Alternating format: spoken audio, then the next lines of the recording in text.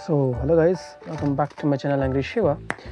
आज की इस वीडियो में हम पढ़ने वाले हैं फॉल्ट टॉलरेंट कंप्यूटिंग के नेक्स्ट टॉपिक के बारे में, जो कि होने वाला है classification of faults and failures. वैसे तो हम ये पहले भी कर चुके हैं, बट पर्टिकुलरली टॉपिक वाइज अगर हम चलें तो ये नेक्स्ट टॉपिक आता है हमारा अकॉर्डिंग टू द सिलेबस।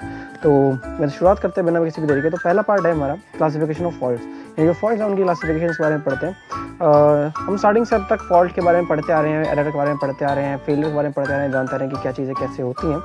दोबारा से एक बार रिवाइज करते हैं, कोई रिवीजन कि फॉल्ट क्या होता है। जैसे कि सभी को पता ही होगा कि कॉज ऑफ एरर या फेलियर, हम कह सकते हैं कि जो मेन कॉज है एरर या फेलियर का, वो हमारा फॉल्ट होता है। ओके, एंड फॉल्ट को अलग अलग बेसिस पर क्लासीफाई किया जा सकता है। वो कौन कौन से बेसिस हैं वो हम आगे जानते हैं। बेसिकली यहाँ पे 4 बेसिस होते हैं हमारे फॉल्ट को कैटेगराइज करने के लिए, क्लासीफाई करने के लिए। पहला है बेस्ड ऑन ड्यूरेशन, दूसरा है हमारा बेस्ड ऑन ओरिजिन, यानी कि कैसे जनरेट होता है एरर या फॉल्ट कह लीजिए, उसका based on origin. Then third हम कहते हैं कि बेस्ड ऑन कॉज, कि भाई क्या क्या कॉजेज हो सकते हैं किसी भी फॉल्ट के ओरिजिन के लिए, वो causes. And based on behaviour, कि भाई फॉल्ट या सिस्टम कैसा बिहेव करेगा जब भी कोई फॉल्ट आता है, सिस्टम कैसा बिहेव करेगा उसके बेसिस पे। ठीक है, तो 4 कॉज जो है क्लासिफिकेशंस हैं, उनके अंदर सब पार्ट्स हैं उनके, कि भाई ये चीज़ें हम बेस्ड ऑन ड्यूरेशन में ये 3 टाइप्स के जो हैं या 3 क्लासिफिकेशन हो सकती हैं फॉल्ट की। तो स्टार्ट करते हैं। तो सबसे पहले बात करते हैं बेस्ड ऑन ड्यूरेशन की, जो कि मोस्ट इंपॉर्टेंट है। इसके अंदर आता है परमानेंट फॉल्ट। जो पहला है वो है permanent fault. Permanent fault basically क्या होता है, जो फॉल्ट हमेशा के लिए प्रेजेंट हो, ऑटोमेटिकली रिकवर ना हो, अपने आप रिकवर ना हो, ऐसा जो फॉल्ट होता है उसको परमानेंट फॉल्ट कहते हैं। ठीक है, फॉर एग्जांपल बर्न आईसी या फिर डैमेज हार्ड डिस्क। अगर आपकी हार्ड डिस्क डैमेज है तो जाहिर सी बात आपको उसे रिकवरी आपकी बहुत मुश्किल होगी। तो आपको अपने सिस्टम के अंदर एक नई हार्ड डिस्क इंप्लीमेंट करनी पड़ेगी, लगानी पड़ेगी, इंस्टॉल करनी पड़ेगी, तभी आपका सिस्टम है वो रिकवर हो पाएगा from that damage, particular from that fault. Okay, and burn IC है तो जाहिर सी बात आपको आईसी चेंज करनी पड़ेगी, रिप्लेस करनी पड़ेगी, तभी आपका सिस्टम जो है दोबारा से रन करेगा, या फिर आप कह सकते हैं कि दोबारा से स्टार्ट होगा और वर्किंग फेज में आएगा। देन बात करते हैं सेकंड की, जो कि ट्रांजिएंट फॉल्ट। एक था permanent fault based on duration and transient fault. ये फॉल्ट टेम्पररी होता है, थोड़ी देर बाद खुद ही डिसअपीयर हो जाता है। फॉर एग्जाम्पल पावर फ्लक्चुएशन और रेडिएशन बिट फ्लिप। इसका क्या मतलब है? इसका मतलब है पावर फ्लक्चुएशन, यानी कि एक ऐसा फॉल्ट है जो टेम्पररी होता है और थोड़ी देर बाद खुद ही जो है डिसअपीयर हो जाता है, दोबारा नहीं आता। ठीक है, या फिर हो सकता है भी दोबारा से जब ऐसा हो तो ट्रांजिएंट फॉल्ट दोबारा से अराइज हो जाए, बट नॉर्मल कंडीशंस में एक बार आता है और थोड़ी देर बाद अपने आप ही चला जाता है। ठीक है, इसमें एग्जांपल है हमारा पावर फ्लक्चुएशन। मान के चलिए कभी भी आपके सिस्टम के अंदर कोई भी ऐसी हुई कि अपने सिस्टम को पावर सप्लाई दे रखी है फ्रॉम द मेन। ठीक है, अब मेन में क्या हुआ, कई बार वोल्टेज जो है फ्लक्चुएट कर जाती है, तो उस फ्लक्चुएशन की वजह से आपका सिस्टम भी कहीं ना कहीं फ्लक्चुएट करेगा। तो वो जो फ्लक्चुएशन है वो एक हमारा ट्रांजिएंट फॉल्ट का जो है एग्जांपल हो सकती है। क्यों? क्योंकि जब भी वो फ्लक्चुएशन होगी तो आपका सिस्टम कुछ देर के लिए बहुत ही स्लो काम करेगा और रिक्वेस्ट रिस्पॉन्स को बहुत धीरे हैंडल करेगा। तो इस वजह से वो ट्रांजिएंट फॉल्ट है, जो एक टेम्पररी फॉल्ट होता है, जो कहीं ना कहीं दिक्कत करता है, बट टेम्पररीली दिक्कत करता है, कुछ देर बाद वो अपने आप चला जाता है। बात करते हैं इंटरमिटेंट फॉल्ट की। तो इंटरमिटेंट फॉल्ट के अंदर क्या होता है, फॉल्ट रेंडमली अपीयर और डिसअपीयर हो जाता है, यानी कि फॉल्ट जो है अपने आप कभी भी आएगा कभी भी जाएगा। डिटेक्ट करना मुश्किल होता है कि भाई कब फॉल्ट है कब फॉल्ट नहीं है, तो वो चीज़ें हैं। फॉर एग्जांपल है लूज केबल कनेक्शन। एग्जाम्पल से आप समझ पा रहे होंगे कि क्या मतलब है। जब भी आपके 2 केबल्स जो हैं वो कनेक्टेड होते हैं एक दूसरे के साथ, ठीक है, मान के 2 केबल्स एक साथ कनेक्टेड हैं, तो होगा क्या कि जब तो वो कनेक्शन में है तब तक तो वो प्रॉपर वर्किंग में है, लेकिन मान के चलिए किसी भी कारण से अगर वो थोड़े से लूज हुए, मान के चलिए हट गए और फिर किसी कारण से दोबारा जुड़ गए, तो वो लूज कनेक्शन होता है कि कभी तो वो जुड़ रहा है कभी हट रहा है, कभी जुड़ रहा है कभी हट रहा है। तो इसकी वजह से जो है आपका फॉल्ट रेंडमली कभी भी आ सकता है। तो डिपेंड करेगा भाई सिचुएशन कौन कौन सा मिला। अगर सिचुएशन इसमें नहीं कि वो जुड़ गया तो पावर ऑन हो जाएगी या सिस्टम चालू हो जाएगा, और अगर वो हट गया तो सिस्टम बंद हो जाएगा। तो उस टाइप से इंटरमिटेंट फॉल्ट हमारा काम करता है। ओके, अब बात करते हैं बेस्ड ऑन ओरिजिन की। अब ओरिजिन बेसिस के ऊपर हमारा जो फॉल्ट है उसकी क्लासिफिकेशन। तो फॉल्ट की क्लासिफिकेशन ओरिजिन बेसिस से पहले आता है हार्डवेयर फॉल्ट।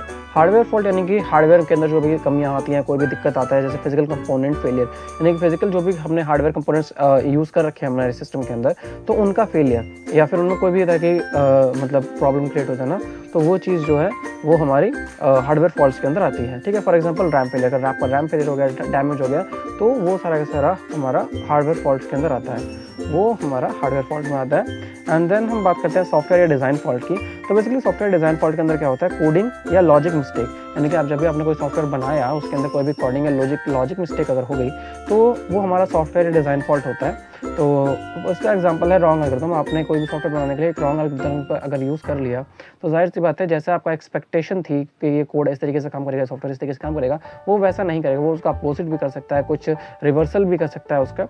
तो वो चीज़ें होती हैं इसके अंदर। देन बात करते हैं नेटवर्क फॉल्ट की।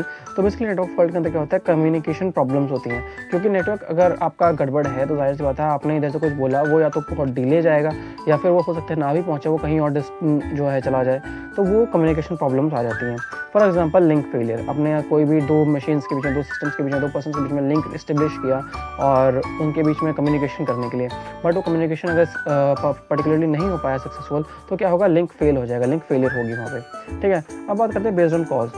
अब कॉजेज़ के बेस पे जो हमारा क्लासिफिकेशन ऑफ फॉल्ट है वो उसकी बात करते हैं। पहला है फिजिकल फॉल्ट, जिसके अंदर होगा क्या कि एनवायरमेंटल और मैकेनिकल जो हैं कॉजेज़ आते हैं, तो जिसकी वजह से फॉल्ट अराइज होता है या एक्टिवेट होता है। ठीक है, तो फिजिकल फॉल्ट के अंदर आपका जो भी एनवायरनमेंट है वो भी एक कॉज क्रिएट करता है, क्योंकि अगर आप मान के चलिए आपने कोई हैवी सिस्टम रन कर रखा है एंड हाई सिस्टम रन करने की वजह से जाहिर सी बात है सिस्टम हीटअप होता है। कोई भी सिस्टम आप अगर कंप्यूटर सिस्टम रन करते हैं, कोई भी हार्डवेयर भी अगर आप रन कर रहे हैं तो कहीं ना कहीं वो हीटअप होगा, और हीटअप होने की वजह से क्या होगा कि अगर आपका आसपास का एनवायरनमेंट भी हीट है, कोल्ड नहीं है, ठंडी जगह नहीं है वो आसपास में, तो वो ओवर हीटिंग में बदल जाता है, जिसकी वजह से सिस्टम आपका फेल हो जाता है या फिर कई बार आग भी लग जाती है सिस्टम के अंदर। ठीक है, तो उस चीज़ से बचने के लिए आपको आसपास का एनवायरनमेंट ठंडा रखना पड़ेगा, उसके अंदर कूलेंट्स वगैरह यूज़ करने पड़ेंगे ताकि वो ठंडा रहे, आपका सिस्टम वो गर्म ना हो, आपको टेम्परेचर्स मेंटेन रखने पड़ेंगे। तो ये होता है हमारा बेस्ड ऑन कॉज। ठीक है, जिसका पहला है फिजिकल फॉल्ट की, अगर फिजिकल फॉल्ट ऐसा आता है तो। दूसरा है ह्यूमन और ऑपरेशनल फॉल्ट। ह्यूमन और ऑपरेशनल फॉल्ट जैसे नाम से जाहिर है कि कोई भी गलती अगर ह्यूमन करता है या फिर ऑपरेशन जैसे सिस्टम आप चला रहे हैं उसके चलाने में कोई गलती होती है तो उसकी वजह से जो कॉजेज क्रिएट होते हैं उनकी वजह से अगर फॉल्ट क्रिएट होता है, एक्टिवेट होता है, तो वो हमारा बेस्ड ऑन कॉज में ह्यूमन और ऑपरेशनल फॉल्ट आता है। जैसे कि कन्फिगरेशन मिस्टेक। कन्फिगरेशन मिस्टेक का क्या मतलब है, कन्फिगरेशन मिस्टेक का मतलब है कि आपने कोई भी सिस्टम असेंबल किया और उसके कन्फिगरेशन में कुछ ना कुछ मिस्टेक कर दी। मान के चलिए आपने कहीं पे वैल्यू देनी थी आपको 121.004 तो आपने दे दी 121.002। तो जैसा कि हम बात कर रहे थे ह्यूमन और ऑपरेशनल फॉल्ट्स के बारे में, जिसका डेफिनेशन होता है कन्फिगरेशन मिस्टेक। एंड इसका एग्जांपल हो सकता है रॉन्ग कमांड एग्जीक्यूशन, यानी कि जो भी आपने कमांड दी है वो गलत तरीके से एग्जीक्यूट होगी, कहीं ना कहीं आपने कुछ ऐसी मिस्टेक की है जिसकी वजह से वो गलत तरीके से एग्जीक्यूट हो रही है। आपने कुछ वैल्यूज़ चेंज कर दी या फिर कुछ भी डाटा अगर मिस होता है, मिसमैच होता है according to the real command और रियल कन्फिगरेशन, तो वो प्रॉब्लम क्रिएट कर सकता है सिस्टम के अंदर। हम बात करते हैं बेस्ड ऑन बिहेवियर, जो फॉल्ट मॉडल होता है बेसिकली। तो बेस्ड ऑन बिहेवियर कि सिस्टम आपका कैसे बिहेव करता है किसी भी फॉल्ट के लिए। तो उसमें आता है क्रैश फॉल्ट, जिसके अंदर कंपोनेंट आपका जो है, जो भी सिस्टम का कंपोनेंट, पर्टिकुलर कंपोनेंट वो वर्क करना स्टॉप कर देता है, यानी कि रुक जाता है उसका वर्किंग सारा का सारा। तो उस सिस्टम के अंदर आपका बेसिकली रिसोर्सेज सारे के सारे जो है ऑक्यूपाई हो जाते हैं एंड कोई भी रिक्वेस्ट जो आती है उसका रिस्पॉन्स नहीं दे पाता है सिस्टम, तो सिस्टम क्रैश करता है। इसका एक एग्जाम्पल हो सकता है आपका डेडलॉक जो ऑपरेटिंग सिस्टम के अंदर आता है, क्योंकि उसके अंदर जो ऑपरेटिंग सिस्टम के अंदर सब प्रोग्राम्स होते हैं वो सारे रिसोर्सेज को ऑक्यूपाई कर लेते हैं, जिसकी वजह से कोई भी स्पेस नहीं बचता एंड सिस्टम जो है डेडलॉक की कंडीशन में आ जाता है। देन बात करते हैं ओमिशन फॉल्ट की। इसके अंदर बेसिकली रिस्पांस आपका जो भी है रिक्वेस्ट का, उसको रिस्पांस मिसिंग होता है। रिस्पांस कभी भी रिक्वेस्ट जिसमें रिक्वेस्ट के अंदर है उसको कभी भी मिलता ही नहीं उसका रिक्वेस्ट का रिस्पांस। तो उस टाइप का जो फॉल्ट है ओमिशन फॉल्ट जब भी अराइज होता है सिस्टम के अंदर तो रिस्पांस मिस कर देता है सिस्टम आपका।